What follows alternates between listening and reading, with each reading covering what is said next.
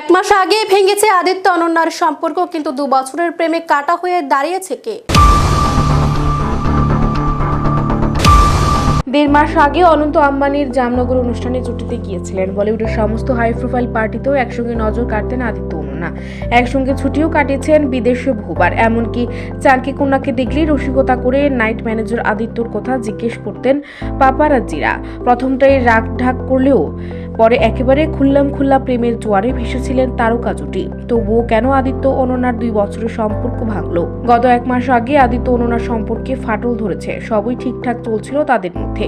আচমকায় ওদের বিচ্ছেদটা বন্ধু মহলের কাছে ভীষণই শোকিং। যদিও ওরা একে অপরের প্রতি বন্ধুত্বপূর্ণ সম্পর্ক বজায় রেখেছে। অনন্যা মুভ অন করার চেষ্টা করছে, হ্যাঁ কষ্ট পেয়েছে বটে। অনন্যা এখন ওর নতুন পোষ্যর সঙ্গে সময় কাটাচ্ছে। আদিত্য খুব পরিণতভাবেই ও পরিস্থিতিটা সামলাচ্ছে। গত মাসে অনন্যা পান্ডের ইনস্টা স্টোরি দেখলে বিচ্ছেদের জল্পনা সূত্রপাত।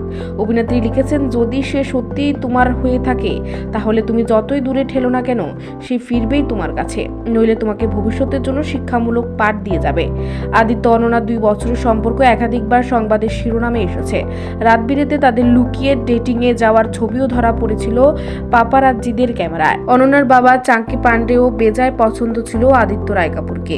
তবুও কেন বিচ্ছেদ ঘটলো? এদিকে সম্প্রতি রাত বিরেতে প্রাক্তন শ্রদ্ধা রায় কাপুরের বাড়ি থেকে বেরোতে দেখা গিয়েছে আদিত্যকে। তাহলে কি পুরনো প্রেমের জেরেই ভাঙন? উত্তর রয়েছে অধরা। Bureau report, Asian Times.